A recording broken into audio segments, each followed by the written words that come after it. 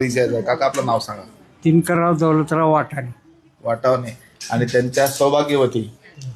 विशेष म्हणजे जेवढ्या पालख्या पंढरपूरला वाशीमवरून जातात त्या सर्वच्या सर्व पालख्यांना यांच्या इथं मुक्काम, चहा, नाश्ता, जेवण आणि इच्छा भोजन आहे.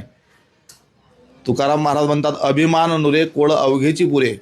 एखाद्या व्यक्तीला जर आपल्या श्रीमंतीचा अभिमान झाला असेल तर त्यानं पंढरपूरच्या वारीत यावं, की जेणेकरून असे दाते पाहिल्यानंतर की त्याला वाटेल की आपण यांच्यापुढे शून्य आहोत.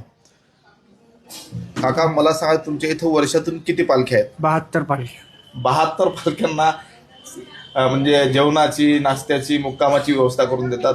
ही एवढ्या वारकऱ्यांना जेवणाची, मुक्कामाची व्यवस्था करण्याची तुम्हाला इच्छा प्रगट कशी काय झाली? यांचे गाडगे महाराजांनी 1951 मध्ये गाडगे महाराज आले. त्या ठिकाणी तेव्हापासून पालख्या सुरू आहे. गाडगे बाबा इथं आले होते. बरं बरं बरं.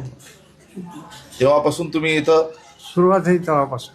बरं, तुम्हाला घरातून आता कसं असते की एखाद्या वेळेस माणसाची इच्छा असते दानधर्म करायची, पण महिला मंडळीची इच्छा नसते.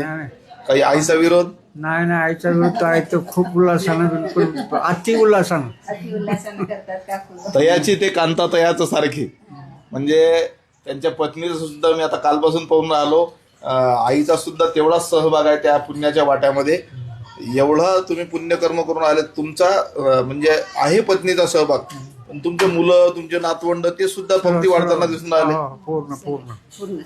माझा एक तुम्हाला शेवटचा प्रश्न आहे. मी तुमचा जास्त वेळ नाही घेणार, कारण की 72 दिंड्यांची व्यवस्था करणं काही तोंडचा खेळ नाही आहे. मला सांगा, हे किती वर्ष झाले सेवा करताना? तर हे 51 सालापासून आहे, म्हणजे आमच्या जन्माच्या आधी.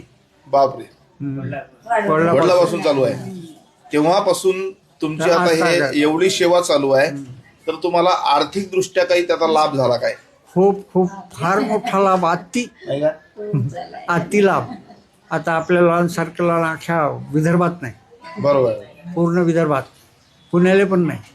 आम्ही ज्या वेळेला वाटेनं आलो ना, तर आम्हाला म्हणजे रस्त्यानं जेवढे भाविक भेटले ते हेच सांगत होते की वाटाणे मंगल कार्यालय हे वाशिममध्ये 1 नंबरचं मंगल कार्यालय आहे.